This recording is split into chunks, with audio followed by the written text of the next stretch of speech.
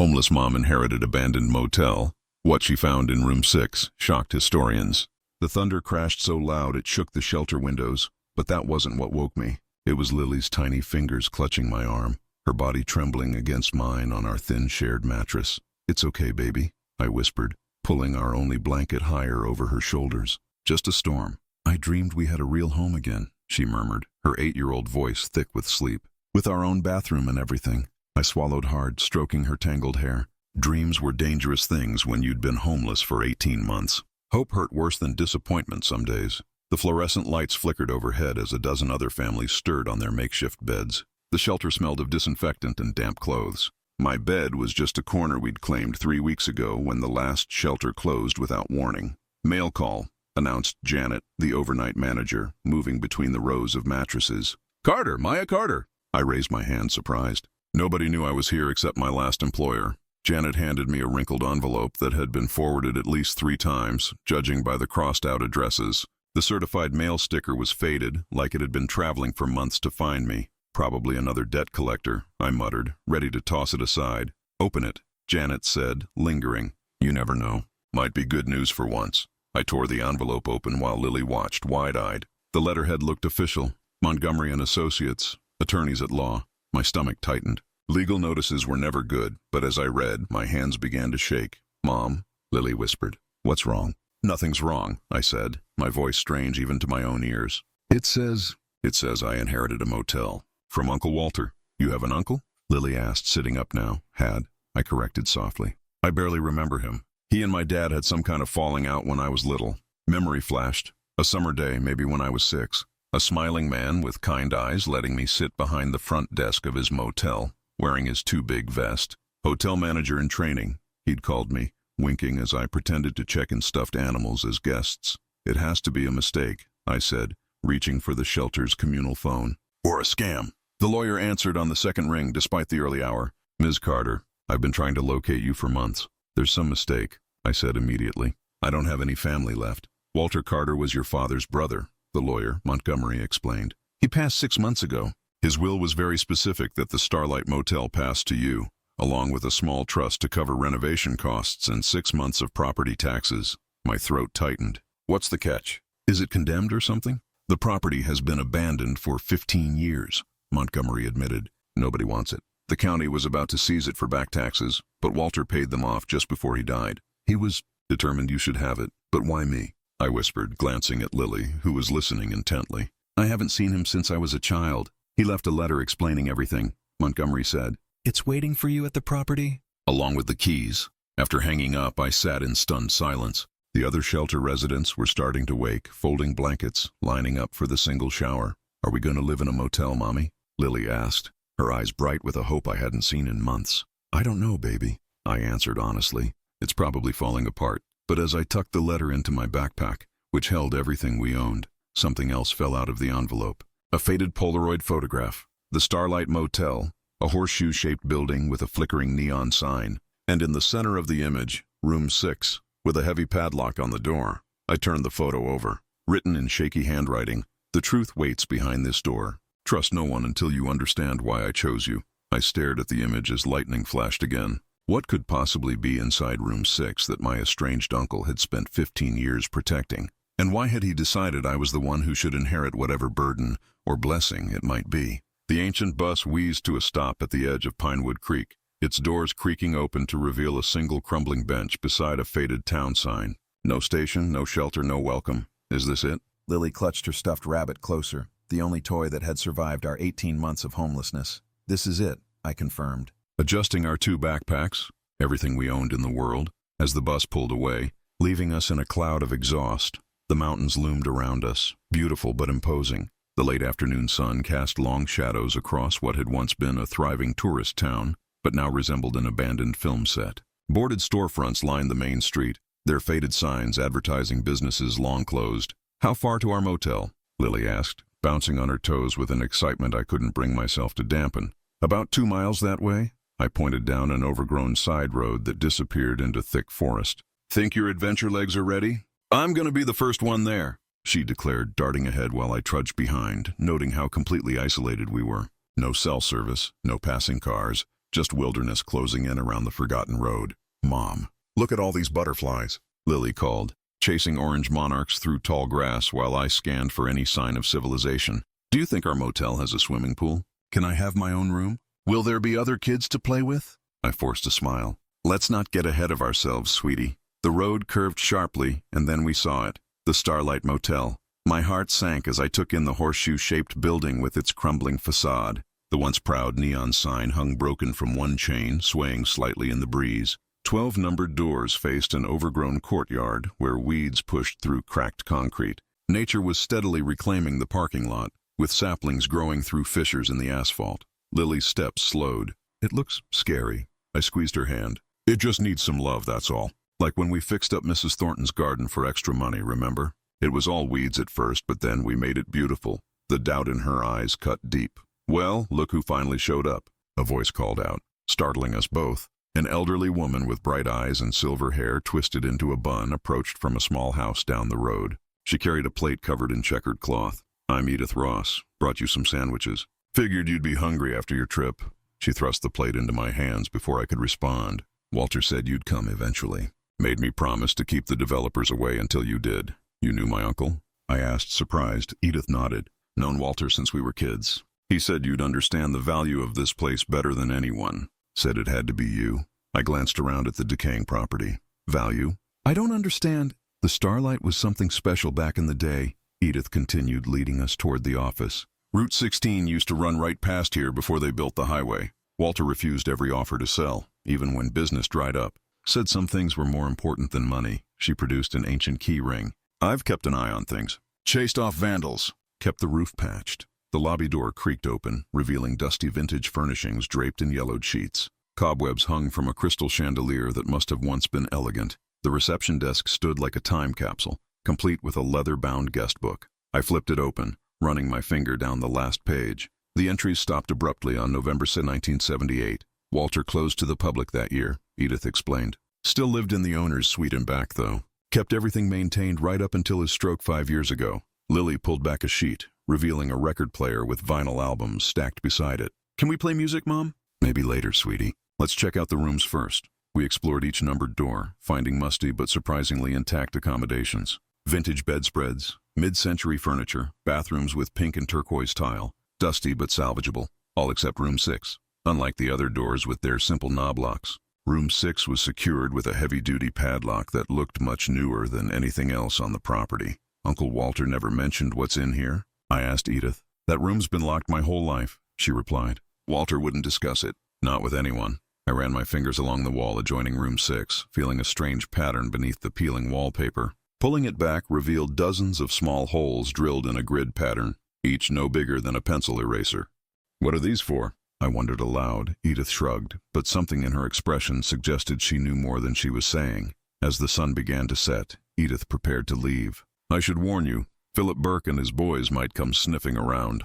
Developer's been after this land for years. Wants to build some resort. Don't sign anything, you hear? After she left, I tried the key from my inheritance packet on room 6's padlock. It didn't fit. Not even close. Mom? Lily called from where she'd made a nest of blankets in the cleanest room. Can this be my bedroom? We'll see, sweetie, I said, distracted by the growing darkness. That's when I noticed it. A faint, pulsing glow seeming to emanate from beneath room 6's door. A light where there should be none. In a room that had been sealed for decades. I pressed my ear against the door, listening for any sound from within. Silence. But as I turned away, the light flickered again, like something inside wanted to be found. I found Lily sprawled on the dusty lobby floor at sunrise, surrounded by crayons we'd salvaged from our shelter days. She hummed softly, completely absorbed in her drawing. What are you making, sweetie? I asked, kneeling beside her. She proudly held up her artwork. It's us. Living in our motel! The crayon figures showed 3 smiling people in front of a bright blue building with a glowing star sign.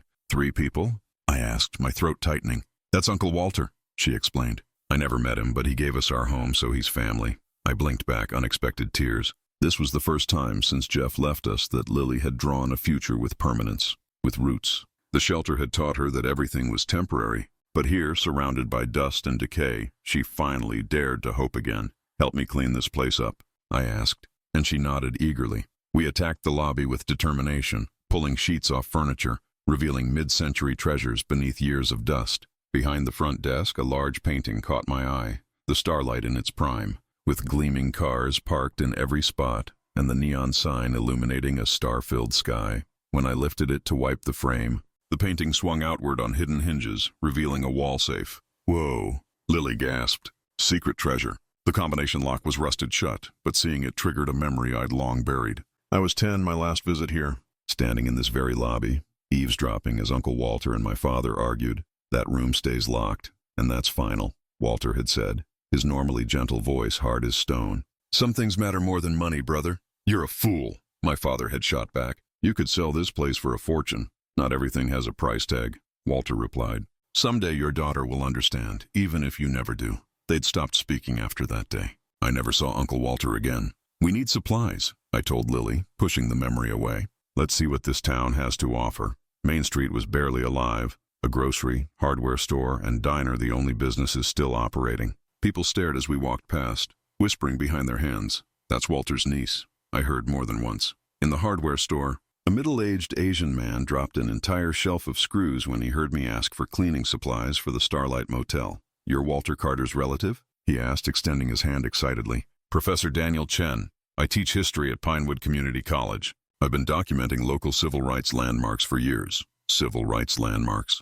I repeated, confused. His eyes widened. You don't know? The Starlight was one of the few places that welcomed everyone during segregation. This whole region was deeply divided, but your uncle never turned anyone away, regardless of color. He lowered his voice. Some say Room 6 hosted someone important, but Walter never confirmed or denied it. The Historical Society's been trying to get access for decades. Before I could respond, a sleek man in an expensive suit approached us, his smile not reaching his eyes. So you're Walter's heir, he said, looking me up and down. Philip Burke. My company owns most of the commercial property around here. He handed me a business card embossed with Burke Development. That land's worth more than the building, he continued smoothly. I'll give you $50,000 cash today. Best offer you'll ever get for that dump. $50,000. Enough for an apartment deposit.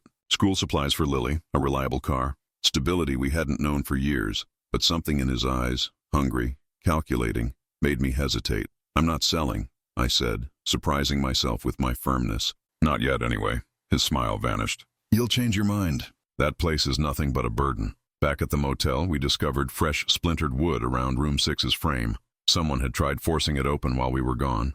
The heavy padlock had held, but barely. That night, searching through the lobby desk for anything useful, I found a hidden compartment containing a leather-bound journal. The pages were filled with what looked like code, letters and numbers arranged in patterns that made no sense. Tucked inside was a strange bronze key with an unusual pattern of teeth, nothing like the standard room keys. Lily's voice called from the window. Mommy, there's a big black car watching us. I peered through the dusty glass. A black SUV idled across the street, 2 men inside pointing cameras at the motel. Mommy, Lily whispered, her earlier excitement replaced with worry. Why do they want our home so badly? I clutched the journal tighter, wondering what secrets it contained that could make a crumbling motel so valuable to so many people, and what Uncle Walter had entrusted me to protect. The numbers in Uncle Walter's journal made no sense at first glance. I squinted at the faded ink under the dim light of Room 2, which Lily and I had scrubbed clean enough to call home.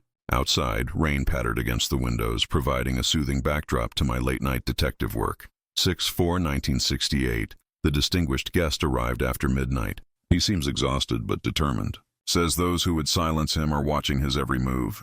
3 weeks to finish his work in peace. My hands trembled as I decoded another entry. I'd spent days scrubbing floors and patching leaks, but each night I returned to this puzzle. The code was simple once I realized the pattern, each letter replaced by its numerical position in the alphabet. A knock at the door startled me. Professor Chen stood there, rain dripping from his jacket. I brought those history books I mentioned, he said, his eyes darting excitedly to the journal open on my desk. Any progress? I showed him my translations. Uncle Walter was hiding someone here in 1968, someone important. Professor Chen nodded eagerly. This area was a crucial gathering point during the civil rights movement. Many leaders passed through, often secretly. The mountains provided isolation, and certain sympathetic locals offered protection. He ran his fingers along the wall where I'd discovered the small holes. These aren't random, he said, tapping the pattern. This is a listening system. Someone was recording what happened in Room 6. My skin prickled. Recording? Why? History, Chen whispered, his eyes wide. Or evidence. Depends on who was doing the recording. We moved to the lobby where I'd been tearing out water-damaged drywall. Behind one section, I'd found a panel that didn't match the rest. "Help me with this," I said. Together, we pried it open, revealing a small compartment containing several deteriorating reel-to-reel tapes. Each was labeled only with a date from 1968. "My God," Chen breathed, handling them with reverent care. "These could be—" The sharp rap of knuckles on glass interrupted us. Philip Burke stood at the lobby door, his expensive suit at odds with the dilapidated surroundings. Two men in construction gear flanked him. "Miss Carter," he called, voice muffled through the glass. "We need to talk." I opened the door reluctantly. "Mr. Burke, I already told you I'm not interested in selling." He thrust a stack of official-looking papers at me. "This property has 15 code violations. Either sell to me now or face fines you can't possibly pay." My stomach dropped as I scanned the documents. Electrical hazards, structural issues, health code violations, each carrying fines that would bankrupt me instantly. "You can't do this," I stammered. "Already done." Burke smiled. "Inspector's coming tomorrow, unless I sell to you today," I finished. The rumble of an approaching car drew our attention. Edith's ancient station wagon pulled up, an elderly man in a suit beside her.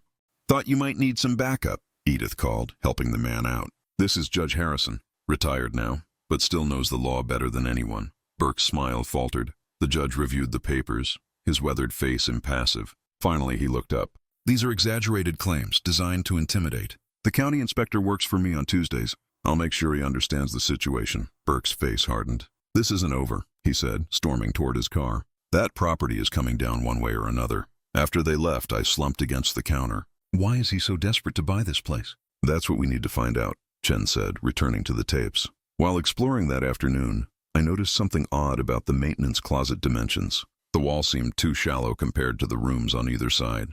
Pressing against the back panel, I felt it give slightly. "Professor," I called, "help me with this." Together we pushed, revealing a concealed door. It swung open to expose a narrow observation room wedged between rooms 5 and 6. Inside stood a vintage recording setup, microphones, amplifiers, and a reel-to-reel recorder, all connected to the small holes in the wall. "Someone was spying," I whispered. "Or documenting," Chen countered. "Look." He pointed to a faded photograph tacked to the wall. Uncle Walter stood beside a blurry figure whose face wasn't visible, but Chen's hands shook as he examined it. The jacket, the posture, this could be him. Chen whispered reverently. "Who?" I demanded. Instead of answering, Chen pointed to a locked cabinet beneath the recording equipment. "Try your key." The strange bronze key from the journal slid perfectly into the lock. Inside lay a metal box containing a pristine reel-to-tape labeled April 3rd, 1968, final speech draft, and a sealed envelope addressed to whoever inherits my burden and blessing. My fingers trembled as I broke the seal. Unfolding the letter inside, "My dearest Maya," it began in Uncle Walter's handwriting. "If you're reading this, then you've discovered what I've protected all these years." The voice of a man who changed history, including words the world was never meant to hear. My hands shook so badly I could barely read the faded ink. Uncle Walter's handwriting flowed across the yellowed page, each word heavier than the last. "My dearest Maya." The man who stayed in room 6 was Dr. Martin Luther King Jr. He came here in secret during the final weeks of his life, working on speeches too revolutionary for that moment in history. Speeches he never lived to deliver. The air left my lungs in a rush. Professor Chen steadied himself against the wall, his face pale. 3 weeks before his assassination, Walter's letter continued, "Dr. King entrusted me with these recordings. The world isn't ready," he told me, "but someday it will be. Keep them safe until then. I've honored that promise for 50 years. Now I pass this sacred trust to you, the only family member who sees value in what others discard." Professor Chen's voice cracked with emotion. This could rewrite history books. These tapes might contain his unfiltered thoughts on economic justice and systemic change, ideas too radical for his time. "Why me?" I whispered. "I'm nobody. I was homeless a week ago." "Perhaps that's exactly why," Chen said softly. "You understand struggle in ways others don't." A thin cry from the other room jolted me back to reality.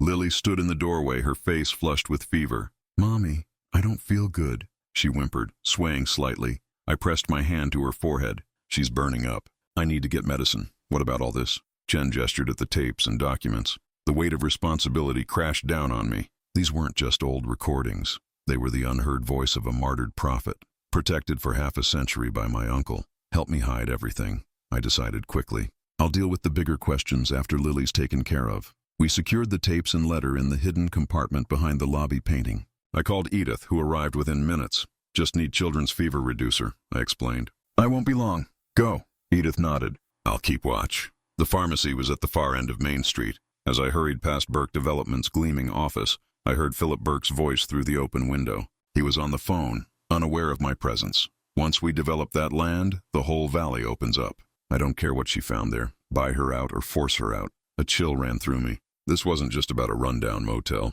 Whatever Burke was planning extended far beyond my little patch of land. 20 minutes later, medicine in hand, I rounded the corner to see police cruisers with flashing lights parked outside the Starlight. My heart hammered as I broke into a run. The lobby was in chaos.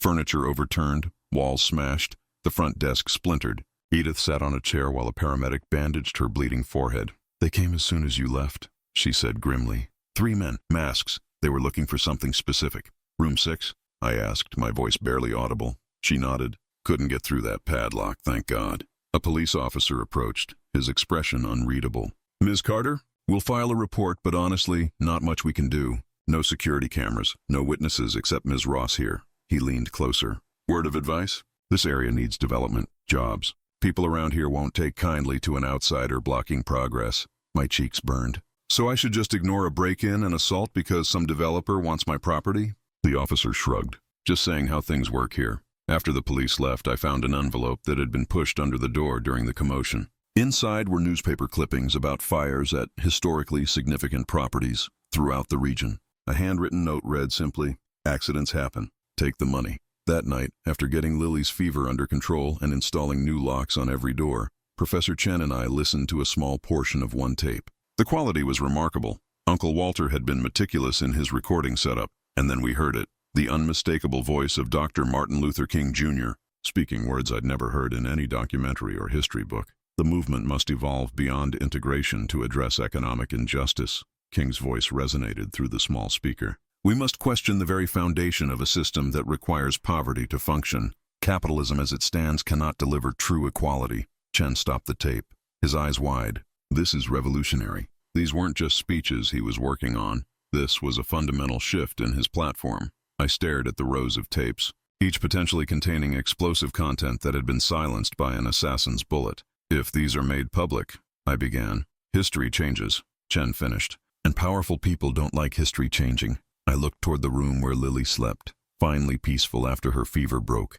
then back at the tapes that people were willing to hurt Edith to obtain. How could I protect both my daughter and this precious historical treasure when forces I barely understood were already closing in? We can't wait any longer. I pulled the curtain back, staring at the utility pole where our power lines had been cleanly cut overnight. The third threat this week. They're getting bolder.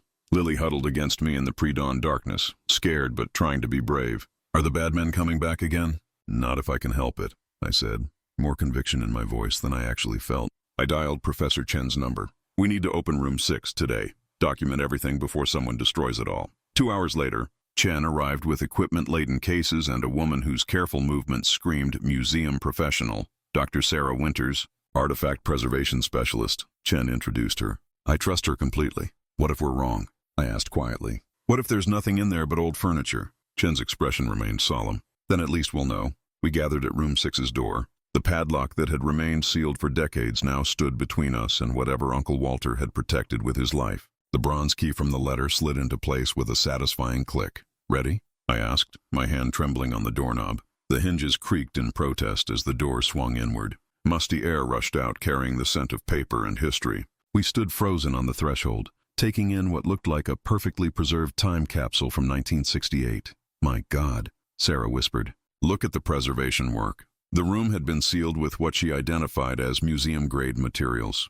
Silica gel packets in corners, blackout curtains protecting from light damage, moisture barriers along the walls. A modest bed sat against one wall, neatly made with a burgundy quilt. A writing desk occupied the corner, papers still arranged as if their author had merely stepped away for a moment. This is why the room seemed to glow, Chen realized, pointing to the silica packets which contained luminescent material. Some chemical reaction after all these years, but I barely heard him, drawn to the desk where a leather-bound Bible lay open. Handwritten notes filled the margins in tight, precise handwriting. Beside it sat stacks of yellow legal pads covered in the same script, draft speeches with crossed-out sections and rewritten paragraphs. His handwriting, Chen confirmed, voice thick with emotion. These are Dr. King's personal effects. Sarah carefully photographed everything before touching it, moving with reverential precision. The papers show minimal degradation. Walter created perfect preservation conditions. I picked up what appeared to be a journal, opening to a page marked with a fabric bookmark. The movement must evolve beyond integration, I read aloud. We must question capitalism itself, a system that requires poverty to function. The radical redistribution of economic power will face fiercer opposition than anything we've encountered. They will accept sharing lunch counters before they accept sharing wealth. The words hung in the air. Revolutionary even half a century later. No wonder these were hidden, Chen murmured. In 1968, this would have been labeled communist propaganda. Sarah discovered a hidden compartment in the desk drawer, revealing photographs of King with Uncle Walter and other local people, standing right outside the motel. Their faces showed determined solidarity. Beneath the photos lay a sealed envelope addressed to Walter. Inside was a note in King's handwriting. Keep these words safe until they can do more good than harm. The world isn't ready yet, but someday it will be. Your courage gives me hope. MLK, my eyes filled with tears. Uncle Walter hadn't left me this motel as a burden. He'd recognized in me something I hadn't seen in myself. The same quiet determination and moral compass he'd valued all his life. The distant rumble of heavy machinery shattered our reverence. Through the window I spotted 3 bulldozers advancing up the road toward the starlight, Burke's sleek car leading the procession. He wouldn't dare, I breathed. He would, Chen said grimly, already dialing on his phone. I'm calling every media contact and historical society I know. Burke stepped from his car waving papers. Carter, he shouted. I have an emergency demolition order. This building's been deemed structurally unsound. Behind him, workers in hard hats eyed the motel with professional assessment, while the bulldozers idled menacingly. You have 30 minutes to remove personal belongings, Burke announced with cold satisfaction. Then we level it. Through the windows, I saw Edith arriving with Judge Harrison, both looking horrified at the demolition crew. A local news van pulled up moments later, Chen's calls already bearing fruit. I gathered Lily close, feeling her trembling against me. Everything inside me wanted to run, to protect her from what was coming. $50,000 would still change our lives. We could start over somewhere else, somewhere safe. Then my eyes fell on King's Bible, his words in the margins calling for courage in the face of injustice. I thought of Uncle Walter standing guard over this treasure for 50 years, believing someday the world would be ready. I stepped onto the motel's front porch, Lily's hand clasped tightly in mine. The bulldozers revved their engines, drowning out the shouting reporters now gathering with cameras. Some things are worth fighting for, I whispered, feeling a strength I didn't know I possessed as I planted myself firmly in the doorway of the Starlight Motel, between the machines and the priceless history they'd come to destroy. The bulldozers' engines roared in the early morning light, drowning out my racing heartbeat as I stood firm in the doorway of the Starlight Motel. Lily clutched my hand, her small fingers digging into my palm. Final warning, Burke shouted through a megaphone. Clear the building or we'll remove you. A crowd had gathered, locals drawn by the commotion, most watching with folded arms and suspicious glares. I recognized faces from town, people who'd whispered about me as I walked past their shops. She's blocking jobs, someone muttered. That eyesore needs to come down.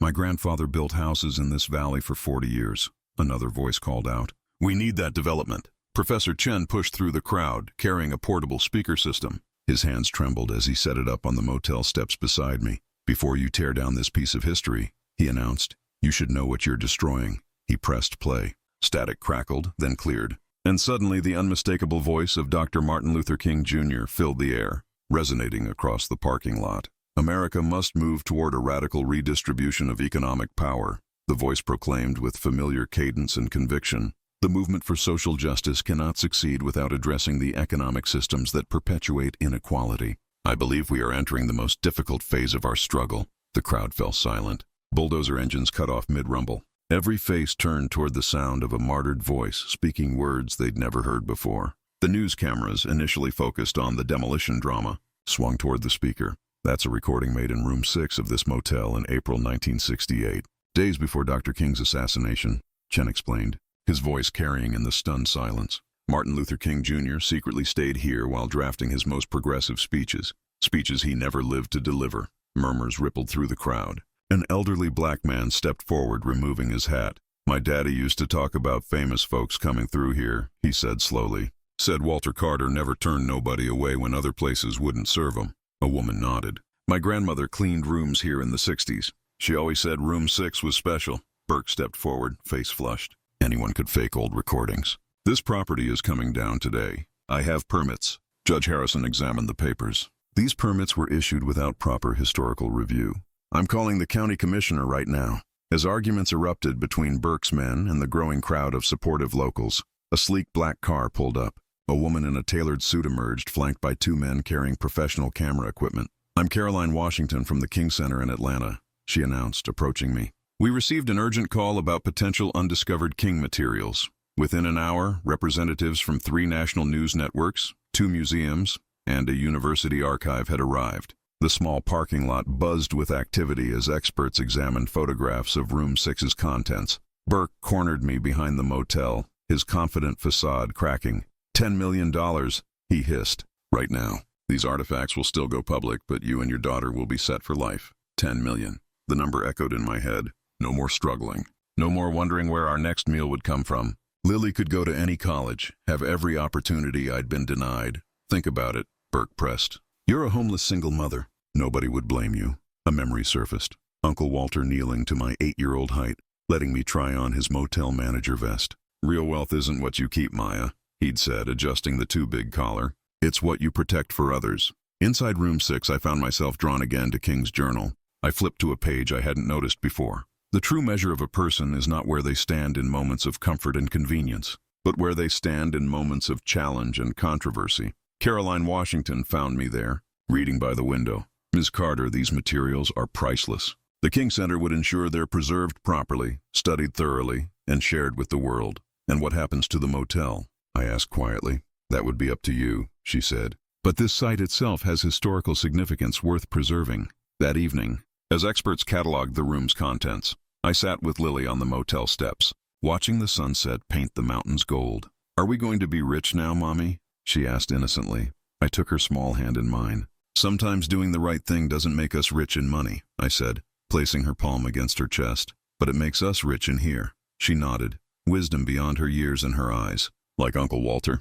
Yes, I whispered, watching more news vans arrive in the distance. Like Uncle Walter. Whatever I decided next would change not just our lives, but history itself. The weight of that responsibility pressed on my shoulders as darkness fell over the Starlight Motel and its long-hidden treasure. 3 days of negotiations, sleepless nights, and soul-searching had led to this moment. News vans lined the once-empty parking lot, their satellite dishes reaching toward the sky like metal trees. I've made my decision, I announced, my voice steadier than I felt. The Starlight Motel will become a historical site and civil rights research center. Dr. King's artifacts will be preserved here, where they were created, accessible to scholars and the public alike. Applause erupted from the crowd, a stark contrast to the hostile faces that had greeted me just days ago. But I have conditions, I continued, locking eyes with Caroline Washington from the King Center. I will remain the property's steward. My daughter and I will live on site. This isn't just history to us, it's home. Caroline nodded her agreement while beside her. Representatives from 3 universities and 2 museums whispered urgently to each other. Burke pushed through the crowd, face contorted with rage. You can't do this. I have investors waiting. Development plans approved. Plans approved through bribes and threats, Judge Harrison called out, holding up a folder of documents. The county commissioner has some explaining to do about these permits, Mr. Burke. Burke's face drained of color as he spotted a state police officer standing beside the judge. His political connections were already distancing themselves. Nobody wanted to be associated with someone trying to bulldoze newly discovered King artifacts. Not with the whole nation watching. This isn't over, Burke hissed as he retreated to his car. But it was. By nightfall, a coalition of civil rights organizations, museums, and universities had created the Starlight Historical Foundation, with funding to restore the motel and preserve its precious contents. The agreement included living quarters and employment for me and Lily. Security we hadn't known in years. You'll be the site director, Caroline explained as we signed papers. No one knows this place and its significance better than you. Room 6 became the centerpiece, preserved exactly as it had been found. Conservation experts worked meticulously, ensuring every page of King's writings would survive for future generations. The most surprising transformation came from the community itself. Elderly residents began arriving with stories long kept secret. I brought him home-cooked meals, confessed Mrs. Jenkins, now 92. Left them at the door. Walter said their visitor needed Southern cooking. Mr. Tanner, the retired postmaster, revealed he'd redirected mail addressed to Dr. King to a false name. Knew something important was happening here. Didn't ask questions, just did what was right, one by one. Locals recognized themselves or their parents in the photographs found in room 6, a network of ordinary people who had quietly protected a movement leader in their midst. In the motel office, I discovered one final gift from Uncle Walter, a cassette tape labeled simply, "For Maya." His voice, weakened by age but still determined, filled the room. "You were always the one who listened. Maya, the one who saw value in the stories others ignored. I chose you because you understand that this history doesn't belong to us. We belong to it. The Starlight isn't just wood and concrete. It's a testimony to what ordinary people can do in extraordinary times." Edith finally revealed her full role in the story, showing me a faded staff photo from 1968. "I was the housekeeper," she admitted. "Walter trusted me to clean room 6 while our special guest worked. After he left, I helped Walter maintain it all these years. Changed the preservation packets, checked for leaks, kept the promise." 6 weeks after the standoff, Burke Development faced multiple investigations. The cut power lines, break-in, and forged permits had created a legal nightmare for Philip Burke, whose reputation lay in ruins. The morning of our first official tour, I stood in the doorway watching as visitors entered room 6 with reverent steps. Many emerged with tears streaming down their faces, overwhelmed by standing where history had been made. "This way to the listening room," announced Lily confidently, now dressed in a junior tour guide vest we'd had specially made. "You can hear Dr. King's actual voice reading speeches that nobody's heard before." She caught my eye and beamed with pride, a child who had once lived in shelters now guiding people through the museum. She called home, as visitors gathered around to hear King's hidden words play for the first time in public. I wondered how these lost speeches would change our understanding of his vision. The scholars already poring over the manuscripts said they revealed a more radical economic philosophy than history had recorded, ideas that still felt revolutionary. Half a century later, whatever challenges came next, I knew one thing for certain. Uncle Walter had entrusted me with more than just a motel. He'd given me a purpose, and some inheritances were worth more than money could ever buy. "Welcome to the Starlight Historical Center," I heard myself saying to the packed auditorium, where one man's promise protected voices that would have otherwise been lost to history. 6 months had transformed everything. The crumbling motel I'd inherited now stood restored, its vintage neon sign casting a blue glow over the parking lot that regularly filled with tour buses. Visitors from around the world came to stand in room 6 and listen to the voice that had changed America. And somehow, I'd transformed too.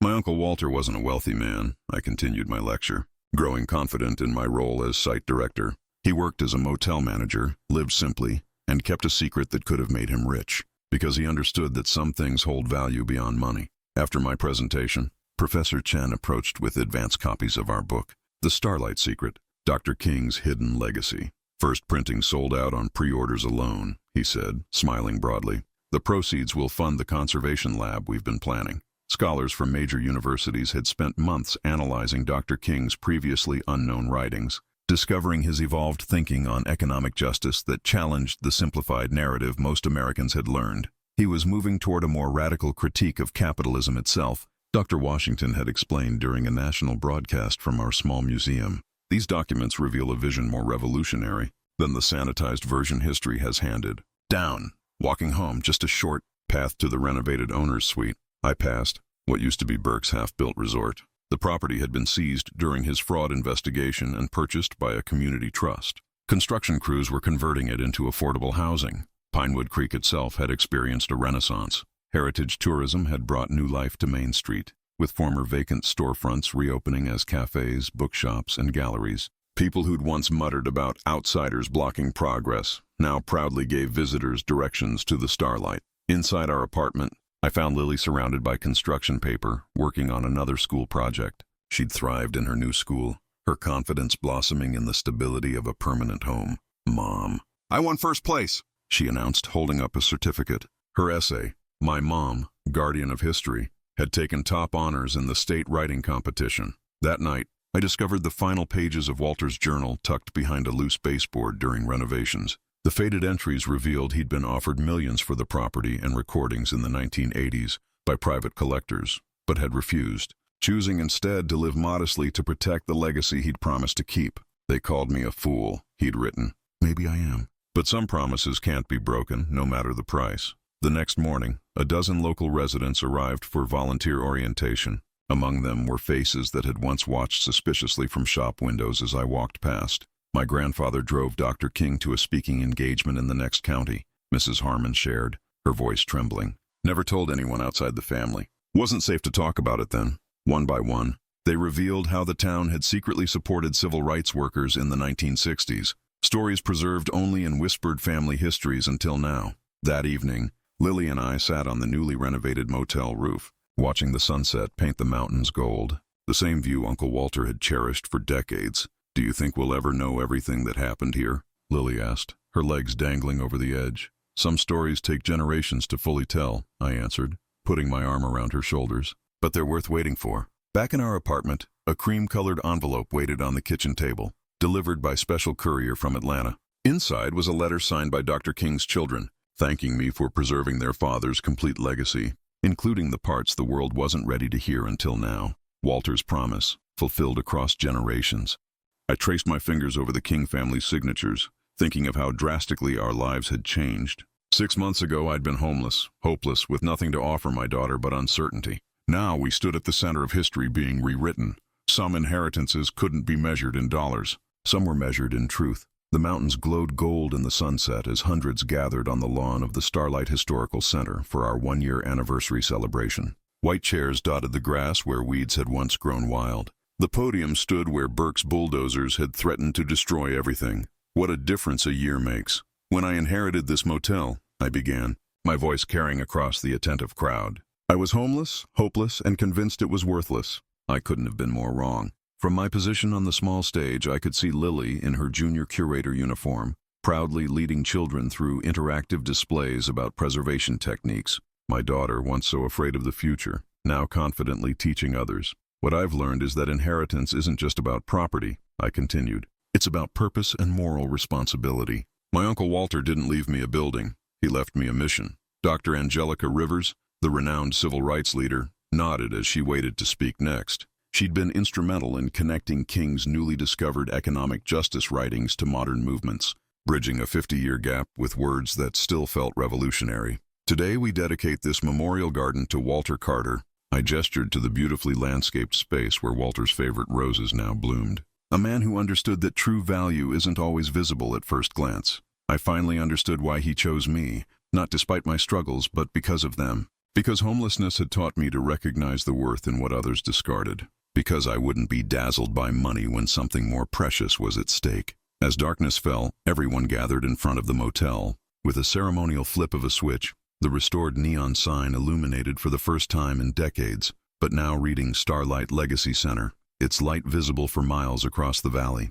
Later, after the crowds dispersed, I stood alone in room 6, now meticulously preserved behind museum glass. The weight of history was palpable here, not as a burden but as a foundation. So many had sacrificed to protect these words, this truth. I placed a leather-bound journal in the replica of Dr. King's desk drawer, my own record beginning, a continuation of the story for future generations to discover. That night, tucking Lily into bed in our permanent home, I marveled at how far we'd come from that shelter mattress during a thunderstorm. "Mom," Lily asked sleepily, "are we still the underdogs like in my essay?"